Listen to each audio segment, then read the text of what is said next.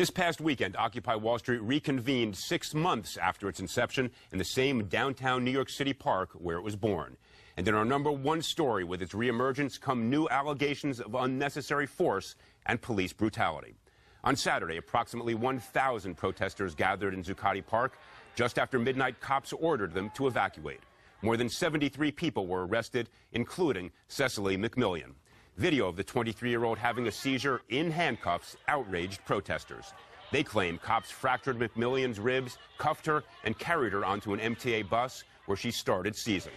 Police reportedly then dragged her off the bus and kept her in cuffs the whole time. Cops say McMillian elbowed her arresting officer in the head. She was taken to the hospital and later arrested for assault on a police officer. Another video of cops smashing a protester's head into a plate glass window surfaced. Today, several New York City council members spoke out against the alleged police brutality and what they claim is the NYPD's mishandling of the demonstrations. Occupy Wall Street movement are not terrorists. They are not enemies of the state. Why are the police treating them as such? Joining me now is Councilmember Ydanis Rodriguez, who you may remember was arrested at the demonstrations last November, and reporter Ryan Devereaux of The Guardian, who has covered Occupy since its inception. Councilman, let me ask you first, what did you see? You were there. Describe the setting. Was there anything that you believe justified either the arrests or the way the police acted? I mean, by no way the arrests were justified. I believe that the police, the NYPD, used excessive force on doing this arrest. I have a lot of respect for the men and women of uniform. I believe that they keep our city safe. However, they got to learn how to respect our constitutional right. What happened that day was there was a brutal, excessive force by the NYPD arresting more than 70 people in a way that is not acceptable. Now, have you spoken to Police Commissioner Kelly or to the mayor and said, you know what, look, we all want peace and order in our city. We also all want the right of the First Amendment to be protected and people to exercise it. Have you sat down with the mayor and said, look, we need to reconsider the balance that you were striking on this issue? I believe that this mayor is not connected to our city. I believe that the Commissioner Kelly also, he was in the New York City Council hearing last week, 2 weeks ago. We have a lot of questions to Commissioner Kelly. First of all, he should understand, he's not the head of the CIA. He's not the head of the FBI.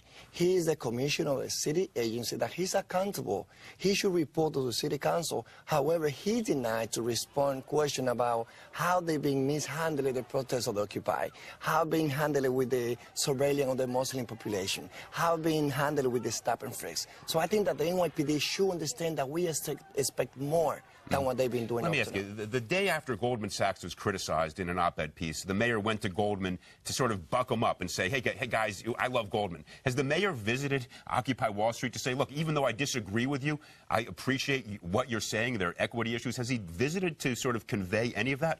I don't think that he will. He has not, neither he will. I don't think that he understands how seriously is this movement. This movement has been created because the working class and the middle class is so frustrated. We expected the 1% to increase the level of contribution to the finance in New York. Even the way of how Mayor Bloomberg responded to the question today showed that he's not connected.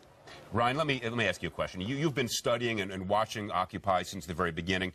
There was a hiatus. Everybody knew they would, in essence, go into hibernation during the cold months of the winter. And then spring has sprung. What is the agenda? What do you think the next chapter looks like? And what do you expect to see out of the leadership, if there is one, at Occupy Wall Street?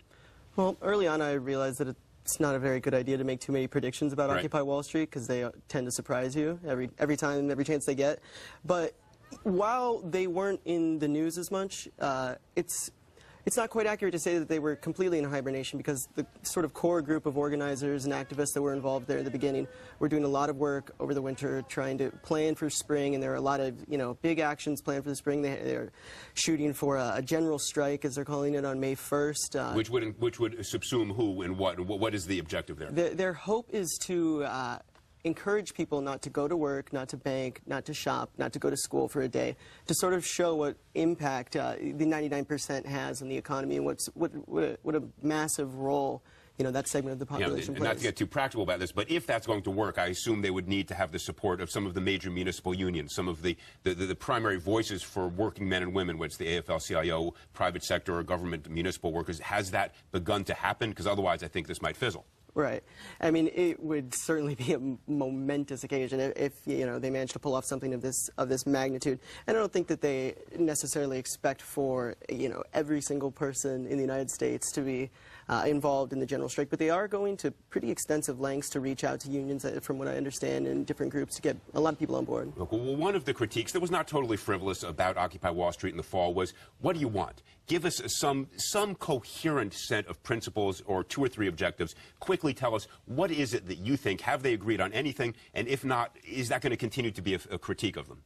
I don't think they see it as a critique that is as salient as other people do. I don't think that they put this sort of emphasis on having a goal met. They see a number of issues, and they want to find ways to address those issues. It's more about the process of how we're going to look at these issues than setting out a conclusion or a goal. You know. Well, look, let me be very clear. I've written about this, not as extensively as you have, but have certainly been a fan of Occupy Wall Street because they, perhaps alone in the political firmament over the past year, multiple years, have managed to get us to focus on the issues of equality and justice and the 99 versus 1, which I think is hugely important as we think about our economics as we go forward. All right, Council Member Ydanis Rodriguez, Ryan Devereaux of The Guardian, thank you so much for being here. That's Countdown. I'm Elliot Spitzer, filling in for Keith Olbermann. Thanks for watching.